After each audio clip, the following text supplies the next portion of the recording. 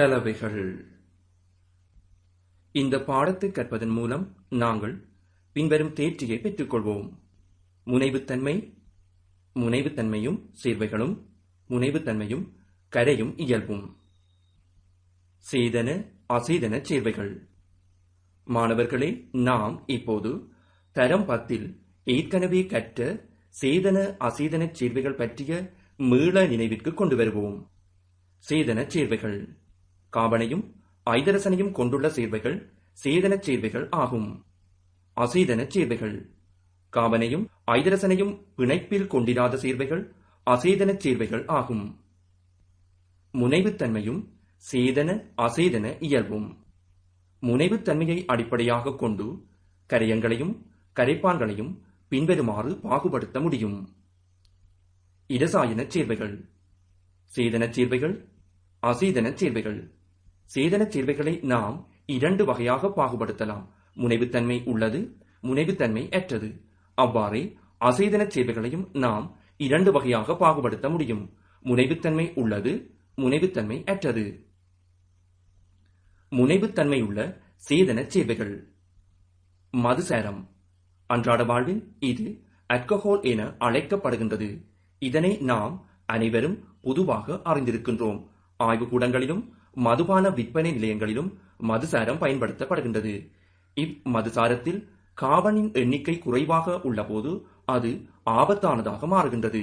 அரசாங்கத்தினால் அங்கீகரிக்கப்பட்ட மதுபான விற்பனை நிலையங்களில் காபன் எண்ணிக்கை உடலுக்கு தீங்கு வருவதை குறைக்கும் அளவிற்கு தயாரிக்கப்பட்டிருக்கும். அரசாங்கத்தினால் அங்கீகரிக்கப்பட்ட மதுபான விற்பனை நிலையங்களில் பயன்படுத்தப்படும் மதுசாரமானது உடலுக்கு தீங்கு ஏற்படாத வகையில் பொருத்தமான காபன் எண்ணிக்கையை கொண்டிருக்கும். ஆனால் அதிகளவில் அதனை பயன்படுத்தும் போது தீமைகள் ஏற்படுவதை நாம் கண்கூடாக அவதானிக்கின்றோம். ஃபோர்மலின். இதனை நாம் ஆய்வுக்கூடங்களில் இலகுவாக காண முடியும். ஆய்வுக்கூடங்களில் உயிரங்கிகளை பாதுகாப்பதற்காக, அதாவது இறந்த விலங்குகளை அல்லது இறந்த விலங்குகளின் பகுதிகளை பாதுகாப்பதற்காக அங்கிகள் ஃபோர்மலின் எனப்படும் ரசாயன பதார்த்தத்தில் போடப்பட்டு வைத்திருக்கப்படும். இதன் காரணமாக அங்கிகளின் உடல் நுண்ணங்கி தாக்கத்திற்கு உள்ளாகாமல் நீண்ட காலம் பாதுகாக்கப்பட்டிருக்கும். அசெட்டான். இதனையும் நாம் ஆய்வுக்கூடங்களில் காணலாம்.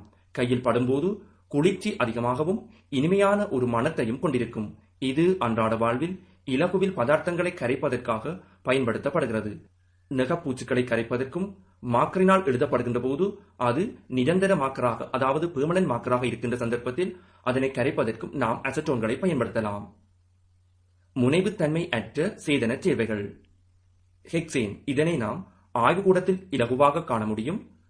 கரைப்பானாக பயன்படுத்தப்படுகின்றது. இலகுவில் தீப்பற்றக்கூடியதாக இருக்கும். பென்சீன். இதனையும் நாம் ஆய்வுக்கூடத்தில் இனங்காண முடியும். இங்கு நகப்பூச்சை கரைப்பதற்கு பென்சீன் பயன்படுத்தப்படுவதை நாம் காண்கின்றோம். கார்பன் நாற்குளோரைட்டு. இதுவும் ஆய்வுக்கூடத்தில் திரவ நிலையில் காணப்படுகின்ற ஒரு பதார்த்தமாகும். கார்பனுடைய 4 பங்கீட்டுவல பிணைப்புகளையும் அவதானிப்பதற்கு இதனை நாம் தரம் 10 கற்றிருக்கின்றோம். முனைவுத்தன்மை உள்ள அசேதன சேர்வைகள். நீர். இதனை பற்றி நாம் மேலதிகமாக எதுவும் கூற தேவையில்லை. அனைவருமே இதனை நன்றாக அறிந்திருக்கின்றோம். அமோனியா. உடல் தயாரிப்புகளில் அதிக அளவில் இது பயன்படுத்தப்படுகின்றது. இங்கு இது திரவ நிலையில் காணப்படுகின்றது. ஐதரசன் குளோரைட்டு. ஆவி பரப்பு கூடிய திரவமாகும். இலகுவில் தாக்கம் அடையக்கூடியதாக இருக்கும். ஆபத்தானது. முனைவுத்தன்மை அற்ற அசேதன சேர்வைகள். கார்பன் இடிசல்பைட்டு. கார்பனீரொட்சைட்டு திரவம்.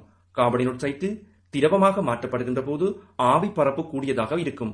இது தீயணைக்கும் சந்தர்ப்பங்களில் அதிக அளவில் பயன்படுத்தப்படுகின்றது.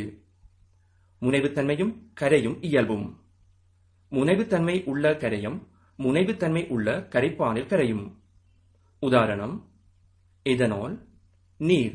எதனோலானது நீரில் நன்றாக கரையக்கூடியதாக இருக்கும். மதுபான விற்பனை நிலையங்களிலும் இன்று நாளாந்தம் நாம் அவதானிக்கும் சினிமா படங்களிலும் மதுசாரத்துடன் நீர் கலக்கப்பட்டு அருந்துவதை நாம் காண்கின்றோம். முனைவுத்தன்மையுள்ள கரையம் முனைவுத்தன்மையுள்ள கரைப்பானில் கரையும். அமோனியா. நீர்.